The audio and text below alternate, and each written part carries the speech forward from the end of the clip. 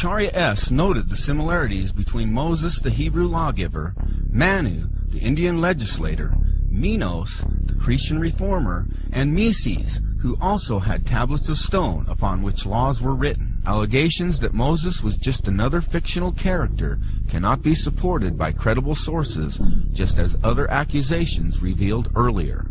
Acharya S.'s source is Deceptions and Myth of the Bible by Lloyd Graham, published in 1991. This book is also a terrible reference which has no original source material. It has been said that the Ten Commandments have been taken directly from the Egyptian Book of the Dead. All this proves is that the law of God is written on the souls of people. Throughout history, ancient civilizations have defined right and wrong, good and evil. Some have been very close to God's holy standard of truth, while others have been morally destitute and perverse. As the Apostle Paul wrote, "For when the Gentiles, which do not have the law, do by nature the things contained in the law, these, not having the law, are a law to themselves, which show the work of the law written in their hearts, their conscience also bearing witness, and their thoughts the meanwhile accusing or else excusing one another." In other words, we all have knowledge of God's universal and moral law. All humans have a common concept of what is morally right and morally wrong, such as murder, stealing, lying, and committing adultery.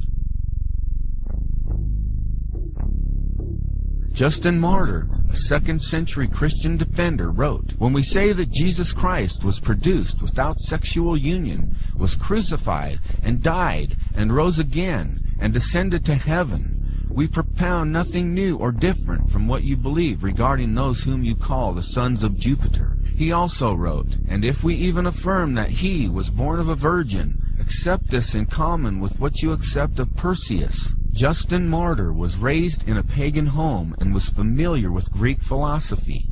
All these passages suggest that Justin Martyr is simply attempting to convince skeptical pagan audiences by parallels that would be familiar and communicable to them. He was also attempting to convince the Roman emperor that Christian teachings and claims were not that different from other religions that enjoyed Rome's protection, while Christians were being persecuted and killed for their beliefs. J. Gresham Machen, a New Testament professor at Princeton Theological Seminary, stated, "When Justin Martyr refers to the birth of Perseus as a birth from or through a virgin, he is going beyond what the pagan sources contained." There seems to be no clear evidence that pagan sources used the word virgin as referring to mothers of heroes, mythical or historical, who were represented as being begotten by the gods. Justin Martyr also wrote, "From what has been already said, you can understand how the devils, in imitation of what was said by Moses, asserted that Proserpine, or Persephone, was the daughter of Jupiter, and instigated the people to set up an image of her under the name Cora, i.e., the maiden, or daughter, at the spring heads. For as we wrote above, Moses said, 'In the beginning God made the heaven and the earth was without form and unfurnished, and the Spirit of God moved upon the face of the waters.' In imitation, therefore, of what is here said of the Spirit of God moving on the waters, they said that Proserpine was the daughter of Jupiter. And in like manner also they craftily feigned that Minerva was the daughter of Jupiter, not by sexual union, but, knowing that God conceived and made the world by the Word, they say that Minerva is the first conception, which we consider to be very absurd, bringing forward the form of the conception in a female shape. And in like manner, the actions of those others who are called sons of Jupiter sufficiently condemn them." Justin did not argue that the demons or the devil copied Christian beliefs beforehand, but rather they copied the older Jewish beliefs. The simple fact that there are parallels between Jesus and other figures, including people in the Bible like Joseph, does not make either of them fictional.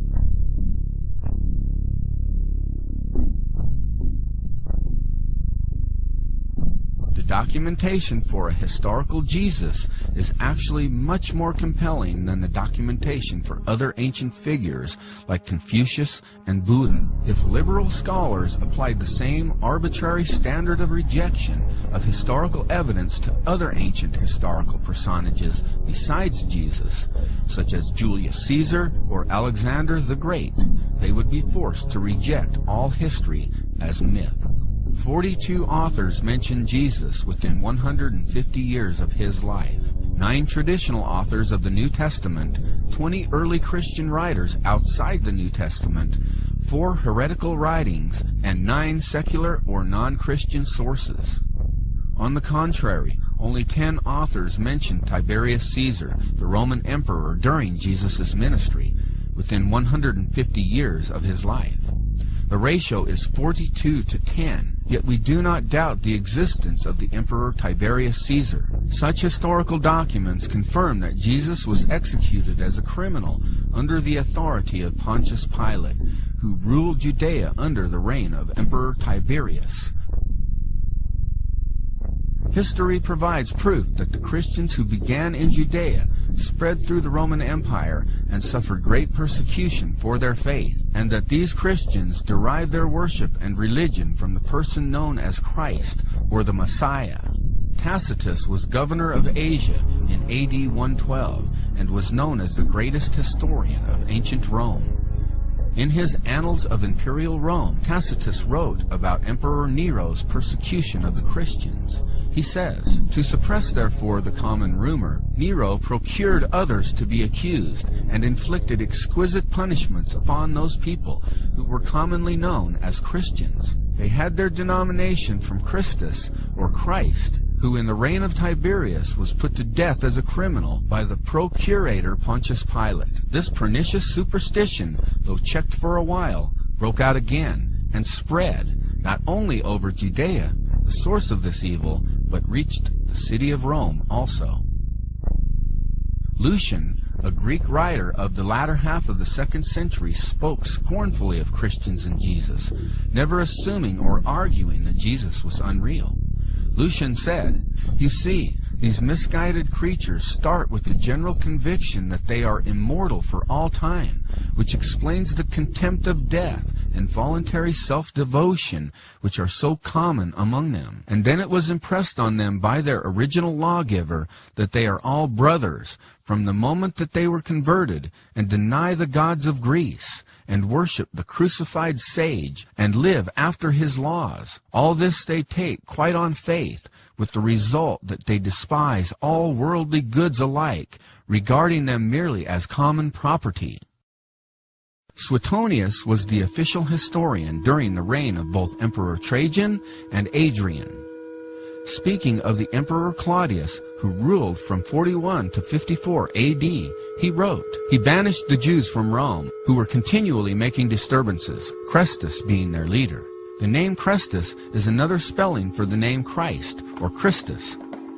This statement confirms the passage in the book of Acts chapter 18, verse 2, about the exiling of Jews from Rome during the reign of Claudius. Suetonius also recounts punishment by Nero was inflicted on the Christians, a class of men given to a new, mischievous superstition. Suetonius confirms that Christians were suffering and dying for their conviction that Jesus had really lived, died, and risen from the dead, a mischievous superstition.